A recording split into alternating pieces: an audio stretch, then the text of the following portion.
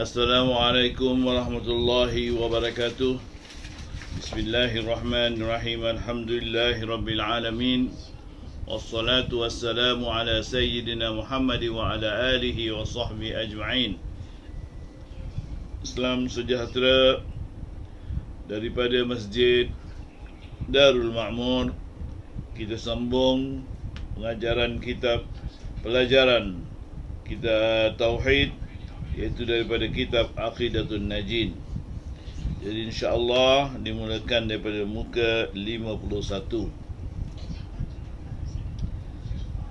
Mukhalafatuhu ta'ala lil hawadis dan keterangannya.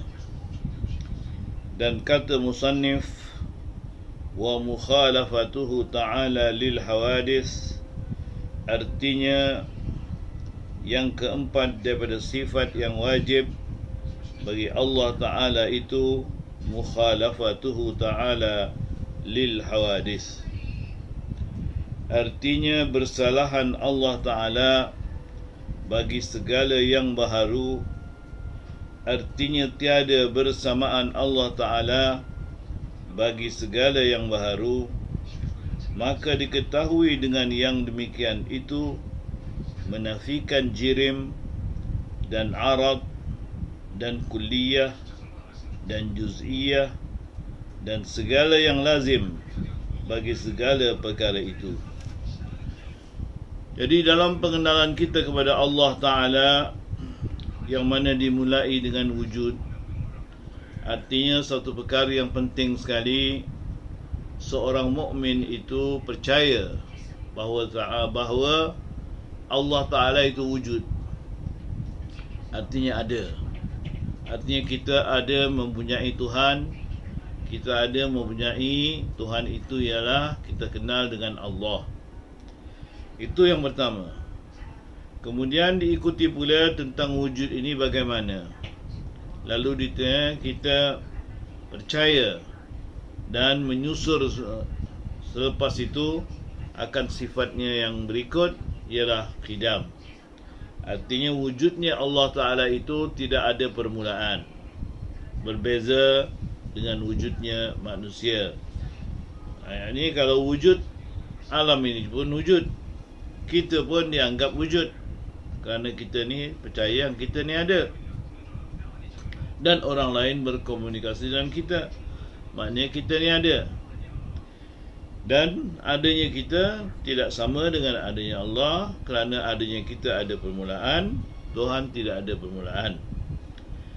Yang ketiga pula diikuti dengan sifat baqa, artinya kekal, yang bermakna Allah Ta'ala kekal, adanya kekal, tidak ada kesudahan, tidak ada kehilangan, seperti mana adanya kita dan adanya alam atau manusia-manusia lain, haiwan-haiwan, tumbuh-tumbuhan, batu-bata, air, langit, semuanya akan hilang, semuanya akan binasa. Allah Ta'ala tetap wujud. Artinya waktu kita tiada pun Allah Ta'ala sudah sedia ada. Waktu kita dah tak ada pun Allah Ta'ala kekal ada. Itulah tiga-tiga sifat yang kita lalui, yang patut kita mengetahui dan meyakini sebenar-benarnya apa itu wujud, apa itu qidam, dan apa itu baqa. Dilanjutkan daripada ini untuk mengenal Allah Ta'ala, selain daripada yang disebutkan itu, yakni wujud, qidam dan baqa, iaitu sifat yang berikut, yang keempat, mukhalafatuhu ta'ala lil hawadis. Artinya Allah Ta'ala menyalahi benda-benda yang baru. Jadi kita tahu benda yang baru ini tidak qadim, tidaklah sedia ada. Maknanya alam ini, maknanya selain Allah Ta'ala dikatakan benda itu baharu. Sama ada jirim, yang mana benda jirim tu ialah bendanya, atau bolehlah kita selalu dengar dalam bahasa Inggeris mass, iaitu MASS, mass. Maka itu benda itu adalah jirim yang baharu. Artinya benda ni sebelumnya tiada, kemudian ada. Itu maksud yang baru, walaupun berapa lama lah sekalipun. Misalnya kita lahir saja, kita tahu di sana sudah ada bumi, ada matahari dan bulan, makna sudah ada dulu. Tapi benda yang dulu ni pun artinya ada permulaan, sebab itu dipanggil baharu. Artinya tidaklah dia kadim. Itu lawan baharu, makna lawannya ialah kadim. Dan jadi kadimnya Allah Ta'ala, yang baharu selain Allah Ta'ala. Jadi Allah Ta'ala menyalahi benda yang baharu, kerana benda yang baharu ni ada permulaan, benda yang baharu ni ada kesudahan. Jadi Allah Ta'ala menyalahi, sebagai menguatkan daripada dua sifat tadi, Allah Ta'ala menyalahi benda yang baharu, artinya mukhalafatuhu ta'ala lil hawadis. Sama ada juz'iyah atau kulliyah. Juz'iyah maknanya sebahagian atau keseluruhan. Sebahagian atau keseluruhan. Sebagaimana kita tahu, manusia ialah sebahagian daripada alam ini dan sebahagian daripada kejadian ini. Itulah manusia, dan keseluruhan maknanya ialah keseluruhan manusia, ialah keseluruhan alam ini. Semuanya sekali Allah Ta'ala tidak ada dibahagi-bagi kepada juz'iyah atau kepada kulliyah, dan tidak juga arad, dan tidak juga jirim. Iaitu jirim ni adalah benda. Katakanlah sebuah rumah, rumah itulah, semua itu keseluruhannya dipanggil jirim. Kalau seluruh rumah itu dipanggil kulliyah. Rumah tu mana keseluruhan. Kalau sebahagian daripada rumah itu, ada tiangnya ke, ataupun lantainya, atapnya, itu dipanggil sebahagian, iaitu juz'iyah. Jadi rumah itu sebagai jirim, tidak ada, maknanya sebagai jirim dia tetap ada permulaan dan ada kesudahan, kerana dia bukan Allah SWT. Kemudian arad pula ialah makna benda yang mendatang. Kita lihat rumah itu besar, itu aradnya. Rumah itu berwarna hijau, rumah itu 2 tingkat, 3 tingkat, itu arad, dipanggil arad. Maknanya benda yang mendatang kepada jirim. Kira kalau kita tolak contoh rumah, katakan seekor buaya. Buaya tu seluruhnya kita nampak tu, bila nampak seekor buaya, kalau kita ke hutan-hutan ke, ataupun ke sungai-sungai ke dan sebagainya, ke tepi laut, kita nampak buaya, seekor buaya itu dipanggil jirimnya. Makna itulah jasad buaya, yang kita kenal buaya, dan kita beza dengan binatang lain. Dia bukan ikan, bukan ular, tapi dia buaya. Itu jirim. Bila arad ni maknanya bentuk buaya tadi berbeza daripada ular, daripada ikan. Itulah dikatakan arad. Arad kerana ada benda juga mula menyerupai buaya. Kalau orang umpamanya ada orang membuat sesuatu, patung umpamanya, ataupun membuat satu ciptaan, dia buat cipta macam buaya, itu memang macam buaya, tapi itu bukan buaya, kerana dia adalah patung ataupun adalah mainan yang berbentuk seperti buaya. Jadi itulah maksud arad dan maksud jirim. Seperti badan kita ni, keseluruhan, dipanggil kuliah, semua badan kita ni, itu keseluruhannya. Juz'iyah mana anggota-anggota kita. Itu antara beza kuliah dan juz'iyah. Anggota ke tangan ke, itu juz'iyah daripada kuliah badan seluruh manusia. Jadi manusia ni mempunyai sifatnya itu dikatakan arad. Jadi manusianya itu dikatakan jirim, ataupun barangnya ataupun bendanya. Itulah maksud jirim dan arad. Dan yang lazim bagi jirim 4 perkara. Jadi setiap jirim tadi ada 4 perkara. Itu mesti lazim. Lazim maknanya mesti ada pada jirim tadi. Kemestiannya ada 4 perkara. Pertama, dia baharu. Kedua, bersusun.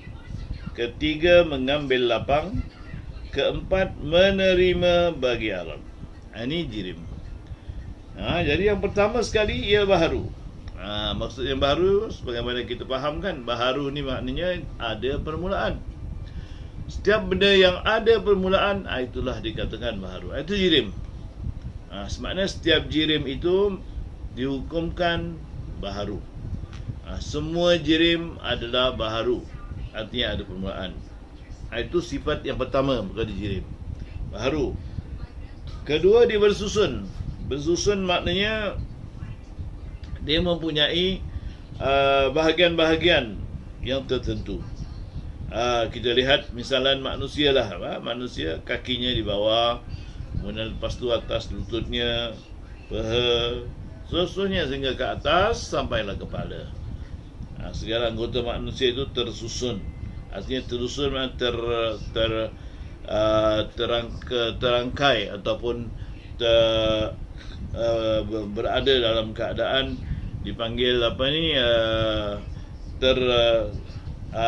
nampak ada bahagian-bahagiannya lah, yang mana disusun menjadi sebagai manusia. Kalau kita lihat pokok umpamanya, kita jalan nampak pokok dia tersusun, ada akar, kemudian diikuti dengan batangnya, kemudian diikuti dengan cabang-cabangnya, dahan-dahannya, kemudian daun. Kemudian kalau pokok itu berbunga, akan keluar bunga dan berbuah. Itu semuanya susunan itu. Itu Arab. Pertama sekali baharu, kedua tersusun. Yang ketiga, ia mengambil lapang, artinya mengambil tempat. Maknanya tidak ada satu Arab ni yang tak ada tempat. Semuanya ada tempat. Mana mengambil ruang. Mengambil ruang. Macam kita sekarang ni duduk, kita ambil ruang. Kita berdiri, ambil ruang. Mana ada ruang. Ada tempatnya. Jadi kita cuma nak tahu nanti berbeza dengan Tuhan. Tuhan tu tak ada langsung tempat ini. Kerana dia berlainan dengan kita. Itulah berlainan tu, berlainannya. Pertama, Tuhan tidak baru. Maknanya sentiasa ada. Kedua, tidak ada susunan-susunan, susuk badan dan sebagainya yang kita boleh sifatkan kepada Tuhan, kepada Allah Subhanahu Wa Taala. Itu bezanya dengan alam ni. Tapi kalau alam, iaitu jirim tadi, dia tersusun. Kemudian mengambil tempat, ada tempat. Mana-mana tempat lah dia, atas, bawah, timur. Itu tempat timur, barat, utara, selatan. Itu tempat mesti ada. Artinya jirim ni mesti ada di situ. Tidak ada kosong, tak ada. Tak ada yang dikatakan kosong terus, itu tak ada. Kemudian keempat, menerima bagi arat. Maknanya jirim tadi tak boleh jirim saja, mesti ada aratnya. Kerana kalau jirim saja, kita tak kenal apa benda itu. Seperti saya misalkan katakan seekor buaya tadi, buaya saja, tapi tak ada bentuknya buaya. Katakan buaya tapi 4 segi macam kotak itu, bukan buaya. Ataupun dia ada ekornya, kemudian dia ada kakinya yang boleh berjalan melompat-lompat macam kera misalnya, itu bukan buaya. Jadi mesti ada arat. Nak kenalkan buaya itu mesti ada aratnya, yang mana kita kenal buaya. Kalau kita katakan pokok misalnya, tapi tidak ada daun, tidak ada dahan, tidak ada akar, itu bukan pokok. Jadi yang ada daun dan itu aratnya. Jadi inilah 4 perkara yang mesti ada pada jirim. Apa dia? Yang pertama sekali ialah dia mestilah benda tu baharu, ataupun benda tu mesti asalnya tak ada, kemudian ada. Itu setiap jirim macam itu. Yang kedua sekali ialah dia ada susunan. Artinya kalau pokok tadi ada susunannya, ada dahannya, ada daunnya, ada bunganya, ada batangnya dan ada akarnya. Kalau sekiranya haiwan seperti mana katakanlah rimau, tentunya ada kakinya, ada mukanya, ada bulunya, itulah, ada taringnya, kuku dan sebagainya. Barulah kita kenal itu adalah harimau. Begitulah juga yang lain-lain. Itu susunannya. Kemudian mengambil lapang, ada tempat. Sama di timur ke, di barat ke, atas tanah, atau bawah tanah. Itu mengambil tempat. Kemudian yang keempat ialah menerima arat. Tahu ada arat-aratnya. Sama ada arat itu kekal ataupun arat itu berubah-ubah. Berubah-ubah itu maknanya kalau dia baru beranak tentunya mungkin dalam 4 inci ataupun berapa sentimeter lah. Kemudian bila dah besar sikit dia berubah besar. Itu berubah-ubah, itu arat. Arat dia, iaitu sifatnya yang mana datang kepadanya. Mulanya kecil, kemudian besar. Seperti pohon tadi, mulanya ialah sebiji benih, kemudian dia merekah, katakanlah kelapa lah, sebiji kelapa, kemudian dah kering, jatuh ke atas tanah di pantai, katakan, sebagaimana kita lihat pantai-pantai dulu yang belum rosak, banyak buah kelapa. Kerana apa? Kelapa tadi berada di pantai ataupun hanyut daripada laut ke pantai, mendak di sebuah tanah yang tidak ada air lagi, yang menjadi tanah saja. Lama-lama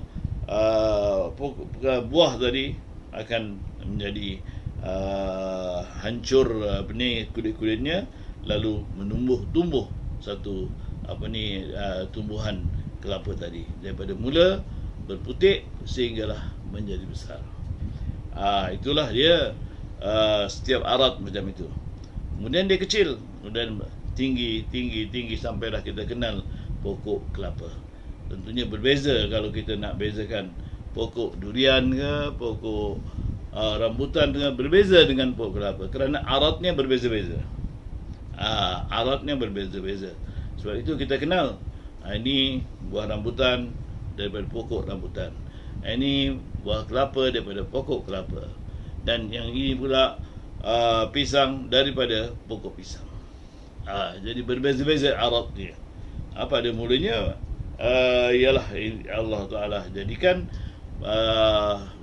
jirim tadi mempunyai arat, yang arat tadi berubah-ubah dari satu keadaan kepada satu keadaan, yang mana ini semuanya mengenai jirim. Jadi ini semuanya menyalahi Allah Subhanahu Wa Taala. Allah Taala menyalahi akan jirim itu sendiri. Dan yang lazim bagi arat itu 4 perkara pula. Jadi arat ni pula mesti ada 4 perkara ni. Pertama, ketiadaan berdiri dengan sendirinya. Kedua, wajib berdiri ia dengan yang lain. Ketiga, baharu. Keempat, tiada kekal pada zaman yang kedua. Ini arat. Arat juga mempunyai sifat-sifat yang lazim kepadanya. Pertama sekali, arat itu ialah tidak berdiri dengan sendirinya. Maknanya misalnya pokok pokok ada daun. Daunnya katakanlah daunnya hijau. Okey, kita ambil daunnya lah.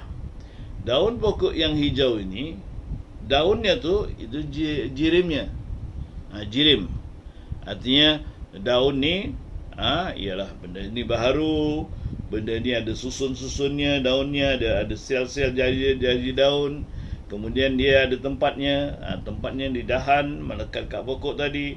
Kemudian dia menerima arat, warnanya hijau. Jadi warna hijau ni yang ada pada daun tadi, maknanya hijau dekat daun ni, kat lain tempat pun ada hijau.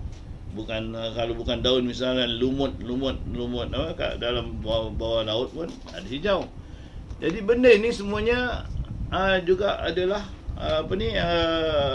Arad, yang mana dia mesti ada mengambil tempat, tak boleh dia berdiri sendiri, tak boleh sendiri. Jadi itulah dia makna Arad ni adalah akan pertama sekali tidak boleh berdiri sendiri, kedua wajib dia berdiri dengan yang lain, dan ketiga dia baharu, dan keempat tiada pada zaman yang terkekal, makna dia akan berubah.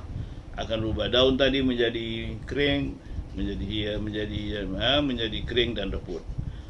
Begitulah seterusnya. Nanti kita akan sambung lagi lah, insya-Allah pada masa akan datang akan sambung tentang jirim dan arad ni supaya lebih kita mengetahui, dan bila kita ketahui ni kita akan kenal Allah Subhanahu Wa Taala dengan lebih kuat dan lebih teguh pengenalan kita, insya-Allah. Hingga bertemu lagi. Assalamualaikum warahmatullahi wabarakatuh daripada Masjid Darul Ma'arif.